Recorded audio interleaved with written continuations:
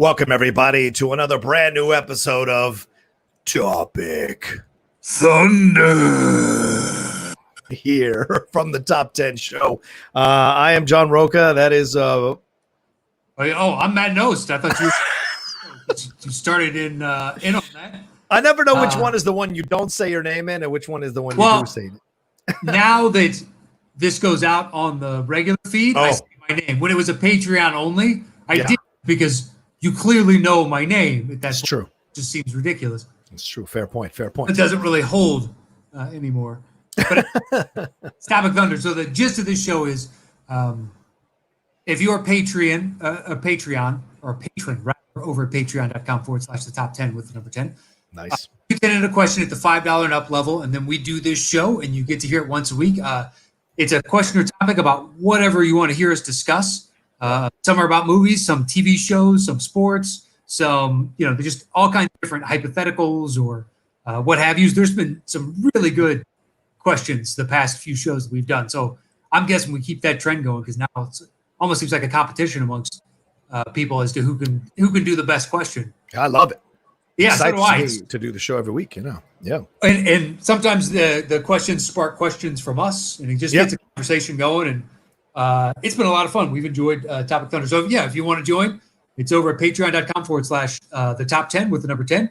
And you can find an email over there. It's posted quite frequently throughout the month, just to, for any new members. And whose turn is it to go first? Do you remember? I don't even remember. All right, go for it. All right, I guess I'll just go. Okay, so Johanna is the first one up. Johanna Lena Verta. We've said hello to this person many, many times on the shoutouts. Right. Hello, Matt and John. I know you both love movies and sports, so I'm going to put you in a tough situation. Oh, shit. One of them has to go forever. Movies or sports. Wow. In a 7-word sentence, he absolutely or she absolutely decimated me. I don't know what Johanna is, a male or female name. Movies or sports, both of them will still exist in the world, but you just can't watch one of them or play any sports or make movies. God damn, Matt, that is a hell of a way to start this thing. Well, we do refuse the right to answer questions. Because I don't have one in my head.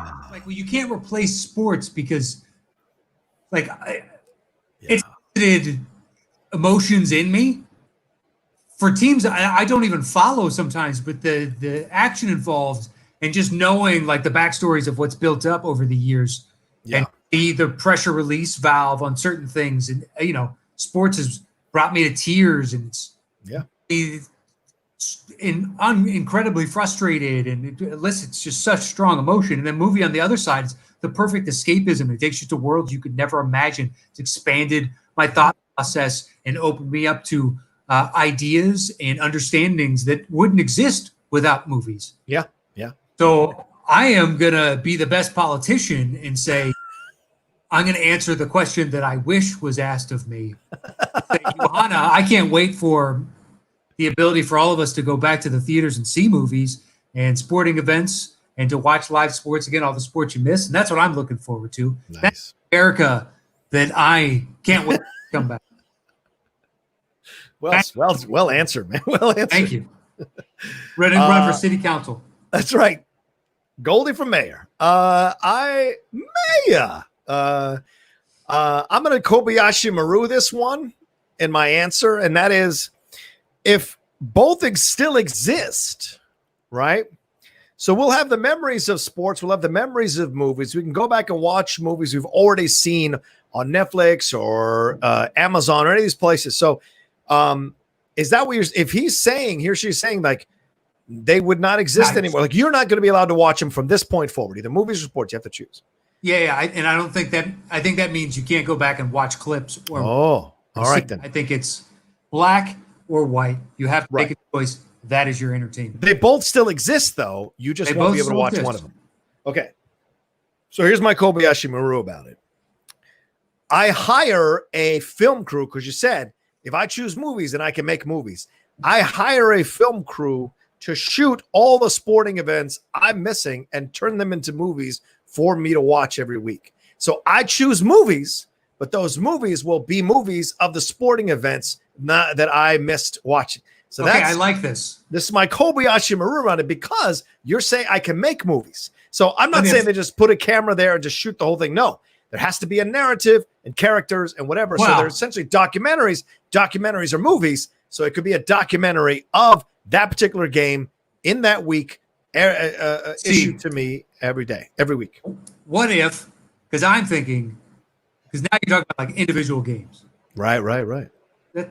Totally. But why not up the ante on that? I say you just take a movie technique and apply it to the footage. So you rotoscope it, you turn it into animation. It's now an animated movie of whatever the game is. So it's at this point. And it takes time and whatnot. But if you want to watch the game, you've got the rotoscope version. So it's exactly, trace the outlines of the individual as they were projected onto a screen. Yeah.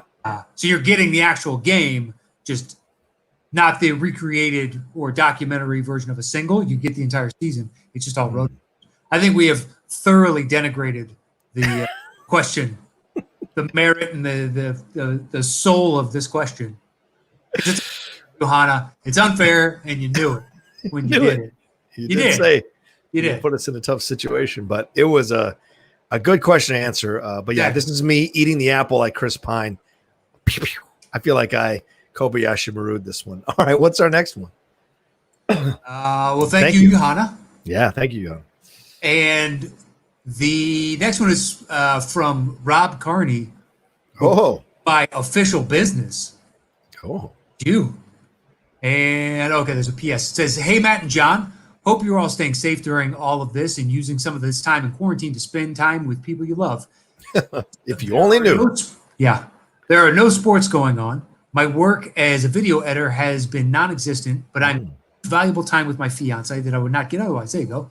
My question to you two is if you think sports actually will return in 2020, well, we already know the answer to that. Yeah. I personally believe that pro sports like MLB, NBA, or maybe the NFL will return, but college football will not happen due to the connections to universities. What are your takes? P.S. I always forget that my phone signs this as official. Since this is my freelance work email, I'm sorry for. I love it. Well, Bobby, if it's any consolation, for some reason, for certain people that I email way back when, I changed my name on here just down where it says Official Business to Honky Muffin Dreamboat. So instead of saying my name, it says Honky Muffin Dreamboat, and then my email is after it. So I come up as Honky Muffin Dreamboat to I don't know how many people, but I've had people ask me about it. As well, you should. Listen, I was drunk and thought it was funny when I was emailing my friend, and I have not gotten it off Gmail ever since. So I don't know what to tell you. I tried. I followed their instructions and their tutorials, and it only worked for some people. So Official Business, I feel your pain. Business. Sports are coming back. Do you think college football comes back? That's a good question. Certainly Dabo Swinney and Nick Saban think it's coming back, and some of those college coaches are having voluntary workouts already. So do I think it's coming back? I think they're planning on it coming back. I think the only way it doesn't come back is if there's a second wave of this coronavirus, which now seems to be possible because from one side, they're opening things up too early. From the other side, they're already blaming these protesters, claiming that this is how coronavirus is going to spread, these protests happening. It will. Right. So each side has their political cover for what happened. And it depends on which side of the fence you're on for the spread of this thing. So but what's exacerbating it is the non-use of tear gas. It leads people to cough and sneeze and produce 10 times more mucus and sputum. They're having to pull their mask off to get this out of their fucking system. Yep. So even if they were being good, now some people are spreading around, and that's not helping. But anyway, I digress. This is a fun show. But yes, either way, it's going to spread, and I think these protests now will be interesting if they allow kids back on campus. Will these kids be organizing their own protests while they're on campus during football games, during situations? So I think a lot of stuff is in play. A lot of stuff's up in the air when it comes to college football. As Matt was alluding to earlier, the NBA voted 29-1 to bring back the NBA starting July 17th, I think. So yes, that is at this point coming back. However, if two or three players contract this thing during this comeback, I don't know if they'll shut it all down again. The NFL already is worried about it, contract. So there's a lot that's up in the air, but I think they're definitely trying, and they'll exhaust every possibility for sports to come back. But also the Premier League is coming back. So if that counts, June 17th, the soccer is Bundesliga. Yeah, Bundesliga is currently happening. But I imagine the question's about this country. So in this country, at this point, the NBA brings up. Yeah, the NBA is the end of July. It's July 31st, but I think July 31st. Okay. It ends October 12th, so it's roughly where you thought it started, just flip-flopped. Yeah. The timeline on that, though, ends 12th. I want to say the draft is the 15th. Free agency is 18th or 20th. The new season starts on the December 1st. Right. I was kind of hoping they would push that even further. I thought they were doing it Christmas. Is it December 1st the season starts? December 1st is when this schedule comes out sometime very soon. The only team that voted against it was Portland. Why? I don't know. I was just aren't they in the mix for the They are. Technically they're in ninth place as of now. My guess is because like certain teams had the easiest schedule. Certain teams had the hardest schedule, and I think now it changes up Portland who they would have to play and make it way harder than it would have been. Yes. That's my guess. I haven't read. There's an article on like Action Sports Network that I clicked on, but I haven't read it yet about why Portland was the lone dissenting voice. And then other teams are talking about like having some sort of scrimmagey type of so that their guys aren't off for 8 to 10 months. Right. The next season starts. Right. But yeah, NFL will be tough. I don't know if baseball, because they have money problems on top of it. Yeah, baseball has been the big one because the owners they're now pitching a 50-game season for Major League Baseball where they play every day for 50 days. Yeah. The players, of course, want a longer season so they can get their full salaries.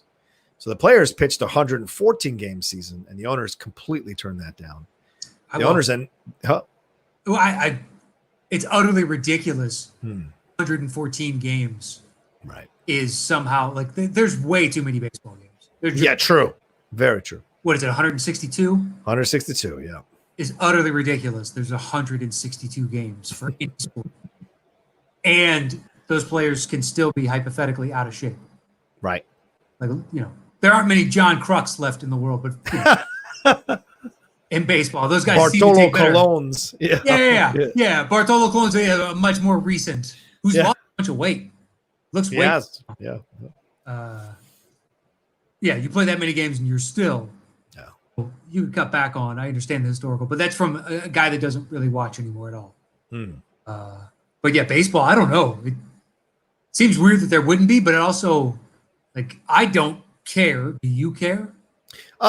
No, I mean, I care in the sense that I am a Yankees fan, so I'd like to see them come back and play, sure. But I also know that baseball has a history of occasionally taking a season off or half a season off during these contract lockouts and stuff. So it's not like out of the realm of possibility for baseball to take a season off. And it might not be a bad thing because you kind of get people to miss it and then they'll come back in droves again, Could be. And it's also, as I heard someone else point out, the Astros have to be loving this because it takes. But let me ask you this: it's just in the sense of, do you care? Sure. If coronavirus killed one of these four leagues, which one would you choose? Premier, NFL, NBA, MLB. What's the fourth one? That's the four. Premier League. Oh, Premier League. No. Yeah. Okay, wait. Premier League, NFL, NBA, MLB. Is that what you're asking me? Yeah. MLB. Okay. Yeah. Not even a question. Okay. If you make it the three Americans, MLB. Does it change? Like if you add NHL into the list, does NHL get clipped? MLB? Because I think I'd take MLS at this point over MLB. I'm not kidding. There's too many games. I don't care. It's weighted. Yeah. specific markets favor. But playoff baseball is so much fun, dude. It is like it can so be. Much Playoff fun. baseball can be amazing. Yeah. Like playoff hockey. I don't usually watch much hockey games during the regular season. I'll keep track of the Capitals and see if they're winning or losing, what position they're in. I used to be way more crazy about NHL than I am now. But like now I just kind of watch and see where they are in the positioning and who they're matched up with going into the playoffs. And then I watch the playoff games. So that's fun. Hockey playoffs, MLB playoffs are fun, tight affairs. I think the NBA can be a bit more wide open. But to me, the MLB and NHL, it is tight all the time. And so I love that. They play every game like it's a game 7. Every game feels like a game 7 in MLB and the NHL. But playoffs, playoff golf is amazing. Sure. The playoff golf is great. Yeah. Playoff anything is almost always amazing because the stakes are raised to that nth degree. Yeah, but I think with NBA, the playoffs aren't as tight because they kind of the opening round, home and away, and then somebody wins that final game. Yeah. Well, yeah, but that's every playoff series. I mean, that's MLB. It's home and away. You know what I mean? They play games there. They play games here. Same fucking thing. NHL's the same fucking thing. Look, I know you're dying on that hill for the NBA. I'm just saying. It's a little more looser in the NBA with the playoffs. That it's I don't know. No, they're not. It's 2-2, 1-1. Just saying. I'm saying the first round. That evens it out. Okay. It disproportionately weights it to the team that's that has the higher seed, but they work hard at that higher seed. Of course. I think that is justifiable. I just think there are teams who make the first round of the playoffs, Matt. They're just happy to be there. Whereas your Wizards should not be in the mix. I was shocked that Washington was in the mix, Matt. I was shocked. If we go on a run and get in these freaking playoffs. Yeah, but then you're taking out Orlando, who doesn't deserve to be in the playoffs either. Exactly. That's why I think Bradley Beal could be a hero if he drags this team into the playoffs. And look, these are players coming off a very long layoff. Who knows which team is going to be better prepared to survive in this situation? I don't know. It could be the Wizards, for God's sakes. No one's expecting anything from them. You never know. Well, they only need to make up, it's like 3.5 games to catch Orlando. Yeah. For the 8th. But they both should not be making it. Yeah. In my opinion. Yeah. Just in that the teams out west have slightly better records. It's not like hugely different. Right. Seed Memphis, I think they're only a half game under 500. They're like 37-38 or 38-39 or something along those lines. Maybe not that, but it's only a 1 game difference between the two. Whereas Orlando's 5 games under. They're 30-35, I think. Mm-hmm. 8th spot, it's just like, dude, you're sub 5 games. That's a lot. It's a lot. Yeah. You're a mediocre team. Yeah. If that. Yeah. You're still amazing. I'm not calling you bad athletes or something, but as it's currently constructed, you cannot compete for a championship with any of the legitimate people above you. You know what I loved about this, Matt, was that, Adam Silver wanted to do some World Cup stuff with he loves soccer. Yeah, I wanted that group stage looked so much fun. I was like, this is brilliant. Or the idea of reseeding them regardless of conference. 1 through 16. Silver wants to play, man. The fact that was even on the table, was even being talked. Stern would have never talked about that. Well, the fact that Silver only year you could do it. It's the only progressive year you could get away with it. Yeah. Right. You good point. Only you get away with it, but you could lay the groundwork for the possibility down the road by seeing how it works. And if it works and it was like gangbusters and people loved it, then you have even more impetus to do it in the future and evidence to convince owners to do it in the future. Not that it would happen, but you at least have actual evidence to point to if it turned out to be a fantastic decision for this year. Yeah, but unfortunately, so college. I'm not surprised Dabu Swinney is pushing for it. That guy's, I don't like that guy at all, man. I don't like that guy at all. No, I haven't liked him since I read an article about him from years ago when he was asked about whether or not players should get paid. Yeah. And he came out strongly against it. And it was either shortly before the article or shortly after the article. He signed a huge deal with Nike, I believe, sponsors them that he gets all for that. And he just got his contract with the university and be like, it's easy to be against student pay when you're making $4, $5, $6 million a year. Exactly, which is ridiculous. No college coach should be making No. At the most, more than $2 million a year. And Give me a numerous fucking states break. in this country. Doesn't make any sense. But the highest paid public official is a football coach. Yeah, stupid. It is Absolutely stupid. And it's because people want to pay it. If universities were like, fuck you, we're not paying more than $2 million. You can go all around, you can go to all 240 NCAA schools, knock yourself out. Yeah, you have to put a cap on it. Then it wouldn't be. Yeah. I think there should be. I think.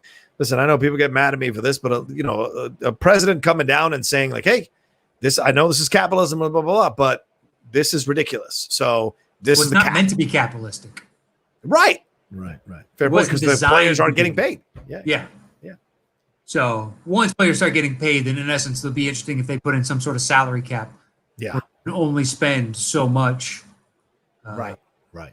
And maybe head coach would be excluded from that, so it'll never happen. But official business, Rob Carney. Thank you for the question. Thank you, Rob. Very much so. All right, let's move on to George_Tar. GM. Howdy, gentlemen. I hope y'all are staying healthy and safe during this time. I'm a teacher and football coach here in Texas. And as you can imagine, COVID-19 has made being a teacher very interesting. Prior to the outbreak, showing movies in class was actually pretty frowned upon, with the exception of the 2000 version of The Alamo, since I teach Texas history. I love that. Side note, it's actually pretty good and pretty historically accurate, but at this point, I pretty much have the movie memorized, I'm sure. Since the pandemic, however, as a form of enrichment for our students working from home, we've been suggesting movies for them to watch based on themes from the week's lessons. These have included civil rights, leadership, and this past week was about music. My question for both of you is, what is the most interesting experience or memory you have of watching a movie when you were at school? For me, it was when my senior English teacher screened for us Predator as a companion piece to the novel Beowulf. After hearing her logic, it actually made sense. Once again, gentlemen, I thank you for keeping us entertained, and I'm eagerly looking forward to when you'll be able to reschedule the live show in Texas. Till then, take care. Respectfully, GM George Menchaca. Matt, what is the most interesting experience or memory you have of watching a movie when you were at school? Well, the one that stands out, we watched the 70s version of Romeo and Juliet, where you see Juliet topless. Yeah, the Franco Zeffirelli version. Yep. For that brief, whatever it is, 2 seconds. But we were told in advance this is going to happen. They weren't going to edit it out. I was a freshman in high school. Yeah, it was like 1993. And you had every guy's full attention in that classroom. I still didn't much care for Romeo and Juliet. But right. Let's see. I watched that and Schindler's List. Wow. And I don't know if I watched another one in high school. Yikes. What about you? I definitely had the Romeo and Juliet one. I remember us watching that. There was one movie in our English class, and I can't remember offhand what it was. But I know it was a movie that I thoroughly enjoyed. Oh, 12 Angry Men. They showed us 12 Angry Men in English class. I remember now distinctly that was the film. When they showed it to us, it put the hook in me, but good. And I loved it. Matt and I have talked about how much we enjoy that movie. I was just blown away by that movie in English class. And it was a play. So that was so much fun to watch. And then the other movie we watched, I think, was in drama class. I think we watched The Sunshine Boys, that play with George Burns and Walter Matthau, which was turned into a movie. That's what they showed us, the movie with Richard Benjamin as the assistant to George Burns' character, or his son rather. And seeing that, and I remember that. Those are the two movies that I remember distinctly. They didn't show us any history movies other than actual footage of like the Holocaust, footage of things. And they might have shown us Judgment at Nuremberg, but I don't remember seeing it in high school, but they might have shown it to us in high school. But those two I do remember. I do remember the Romeo and Juliet. I do remember 12 Angry Men in English class. Yeah. Well, I think it was also a little bit more difficult for you because when you went to school, they had to get the 8mm prints, you know what I mean? And play that for people. And it's tough to do. And then it's also a fire hazard, and you have the liability issue, and you have that much flammable material sitting around with young kids. You know what? It was a different time in America. That's all. Don't let this gentleman fool you. If we both saw Romeo and Juliet in high school, we clearly I saw a VHS copy. We clearly did high school close enough to each other. So did I. It was a VHS copy. I mean, I was in school in the 90s. In the 90s, that's when I was in high school. I was in the late 80s, so close enough. Close enough. But yeah, that's what I remember distinctly. But yeah, but some of those videos they had of documentaries before there was a History Channel, they would have those half an hour or 45-minute documentaries they would show you in class about the Holocaust or about World War II or about civil rights or things like that. So yeah, that's what I remember. Thank you, Menchaca. What I'd like to know, George, is if you're the offspring Menchaca, and if so, then I'm going to have the review board look into your teaching credentials, because I don't think you'd be inflicting your version of history on people, because it would be skewed by bad taste of liking things like The Offspring. Please let me know so I can reach out to your local school board. Or The Alamo. I'll be honest with you. That is not a good movie. I can understand that. Texas I respect Pride. George for liking it, but it's not a good movie. Well, it's one of those, it's a fucking Stockholm Syndrome. He's seen it so many times now. I like it, It's not so bad. They gave us water. I got to go to the bathroom. Yeah. That's how I felt about Norbit. When I did DVD testing, I had to test that disc like 57, 60 times. And so I had to see that movie over and over. And after a while, you just beat into submission that it goes from terrible to funny. If you just see it enough times, you're just like, okay, it's Eddie. Yeah. Yeah. So. I am. Yeah. We're both huge Eddie fans. And there's still the charm of him, but it just looks like, I don't know. I much prefer Holy Man. I'll watch that. Exactly. It's not good. That's tough. Pluto Nash, I've never seen. I would never see that. I will never see that. Yeah, I don't need to. I've seen enough. That and Dave. Wasn't that the one where he was like inside the mind? Like, there's little people inside his. Wasn't it called Dave or something like that? I think Dave's the Kevin Kline one, isn't it? That's the presidential one, but wasn't there? Was there a separate Dave? You looking it up right now? Let's see. I'm looking up Eddie. It was around the same time as Pluto Nash. Eddie serves. Shrek 2, I Spy, Daddy Daycare, Showtime. Oof, Daddy Daycare. Woof. Littlefinger Life, Holy Man. God, Norbit was 13 years ago, bro. Yeah. Wow. Where is that sumbitch? Are you sure it exists? Meet Dave. There it is. Meet Dave. Meet Dave. Oh, okay. Yeah, where there's a little Eddie Murphy inside of Eddie Murphy. Oh, yeah. Yeah, I never saw that because I just remember it's terrible, and I was like, I don't need to see this. Wow. Yeah. He's got a few where it's just like, I don't want to dedicate, but like Life. Life is good. It is good because I love Eddie Murphy so much. Yeah. Martin Lawrence is great in it. Yeah. It's actually got a pretty sad, kind of poignant message to experience. Yeah. About racism. So. Anyway, Offspring Menchaca, just so you know, you're on note. One more and then call it a day? Yeah. We're at the 29-minute mark. Let's do one more. We'll bang out one more. This is from Ben Cartwright. Okay. It says, hi, John and Matt. A question for you guys about James Bond. Oh, boy. I'm a massive Bond fan. I'm pretty sure it's where my love for movies started, as my parents bought me every one on VHS when I was young. I absolutely love them all and still do to this day. Whilst I enjoy the Daniel Craig Bond films, which have certainly brought perhaps a bit more realism and quote-unquote modern to the franchise, I particularly love Skyfall. I have to admit I miss a lot of the cheesiness and fun of who Bond originally was. Gadgets, crazy cars, slightly stupid villains like Jaws with metal teeth, etc. It's also pretty fair to say the movies have been hit and miss in terms of reception as a whole. When Craig hangs up his gun after this next movie, whoever the Bond is, do you think there's any chance in a change of format to some of the older Bond movies, or will they continue with the modern approach? Thanks for taking my question, Ben Cartwright. Well, I will say this, Ben. I interviewed Brian Cox a couple of weeks ago. I dropped it on my channel. And he said that in the interview. I was talking about what franchises he'd like to be a part of, but he never got a chance to be a part of. And he spoke about James Bond, and he said, I love what Danny, and he said Danny. I love that. He said Danny. I love what Danny's done with the role. And I've enjoyed those films, but I'm an old school guy. He said, I like the fun gadget cheesiness of the Sean Connery and the Roger Moore ones. I would like the next Bond to have that vibe to it.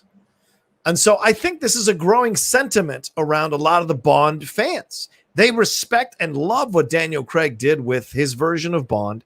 And No Time to Die looks fantastic. So Skyfall, Casino Royale, considered the two best ones of the current ones. Then you have Quantum of Solace and Spectre. I don't think anyone defends Quantum of Solace, but there are a few of us that defend Spectre. I like Spectre. I know, I get it, but it's old school Bond. It's him. It's Daniel Craig trying to do old school Bond. Exactly. With the cheesiness and the womanizing and all. And it, for some people it works, for some people it doesn't. Yeah.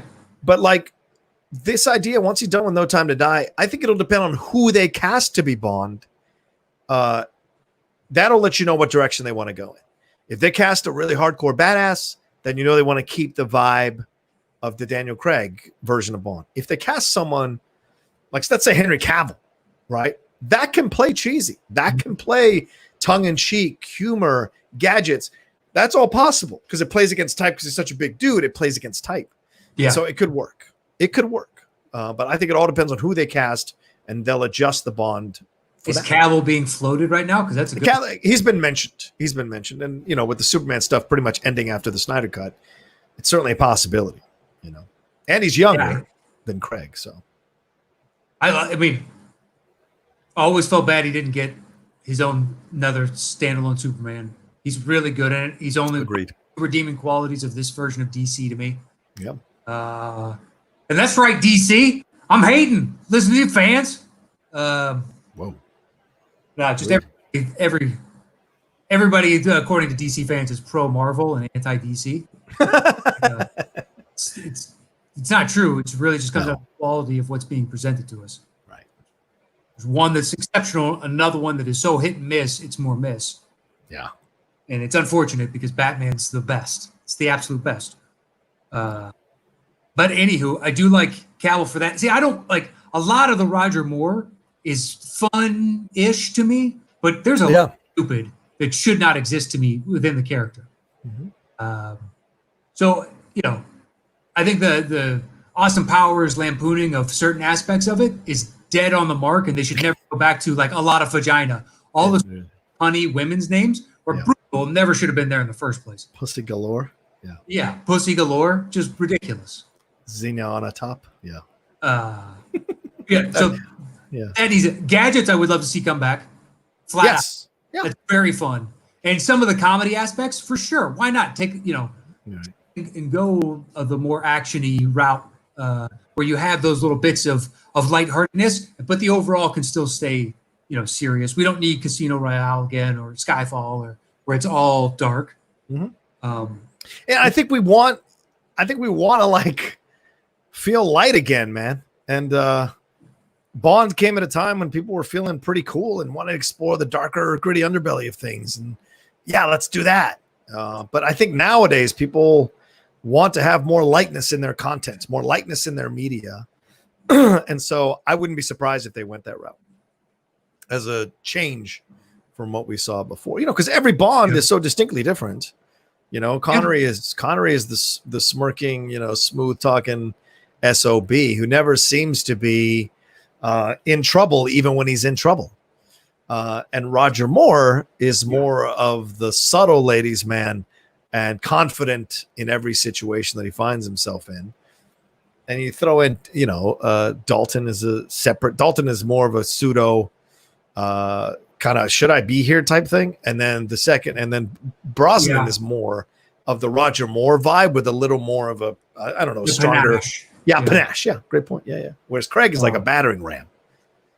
You know, there's no sexuality with Craig. It seems more realistic to me once you really look at it from an adult's perspective. Bond is, it's sometimes it's a hammer, sometimes it's a scalpel, but it's the same thing. Yeah. Whereas the cool, smooth, that made sense in Cold War, where it's a lot of espionage and you know, tradecraft, but that doesn't really exist as much today. Yeah, true, very true. So. Yeah, I don't know. I just hope we don't go back to the Brosnan. That's all I hope for. That to me is the low water mark. Yeah. All right. I don't care for a lot of his. I never rewatch him. Wow. Yeah. Okay. Roger Moore's got some really clowny, cheesy, but he's also got some things that I think are so much fun. Yeah. Whereas the Brosnan to me, it's just all of them not Pierce Brosnan. I don't know. I like him so much. And when they announced him as the casting, I was like, dude, that guy looks like everything you've ever visualized in your mind about James Bond. Yeah. Casting. I just think that, I don't know, it's so cheesy at certain times with bad CGI. And it was never, I didn't enjoy him in the theater. I don't rewatch him now. Yeah. Yeah, fair. Okay. Well, there you go. That's our answer. Yeah. Well, thank you, Ben Cartwright. Thank you, Ben. Yeah, thank you so much. And to everybody that sent in official business, George Menchaca and Johanna Lenaverta. And Johanna, I think we answered your question the best. Yes, I think agree. Hit the nail on the head on that one. You tried to stump us, but you couldn't succeed. So exactly. Nice try. We wiggled our way right out of that. Yeah, we really did wiggle our way right. Well, thanks to everybody that supports us and contributes to this show. And if you'd like to join in on this, or our new show coming out at the beginning of next month, if you want to enter into that, which will be like a top 10s version of Jeopardy, where the winner of that gets to be a guest on the show. Join us over at patreon.com/top 10 with the number 10. And Jeopardy show is at $20 and up, but Topic Thunder is at $5 and up. And you can find the email for that show over at Patreon. And our thanks to everybody that supports us out there. Please stay safe out there. On top of washing your hands, if you're out protesting, wear a mask out there, but stay safe. Make it peaceful. Make your voice heard. And you can follow me anywhere at Matt Nost. And that's it for me this week. Cool. You can follow me at The Roca Says on Twitter and on Instagram. And please come and subscribe to my YouTube channel where I got a bunch of content rolling on through there. YouTube.com/John Roca Says. Go and subscribe to that and see all the stuff I've got going on over there. And also, please, if you are listening to us on the podcast format, let's go and watch us on camera. I think they can watch us on camera. For patrons, we're available on camera there on the YouTube channel for shows like this. Our regular show is available for everybody there on camera. So go and find the Top 10 YouTube channel. You'll see our logo and click on that and subscribe to it as we march forward with that channel as well. All right, that's it for this episode of Topic Thunder.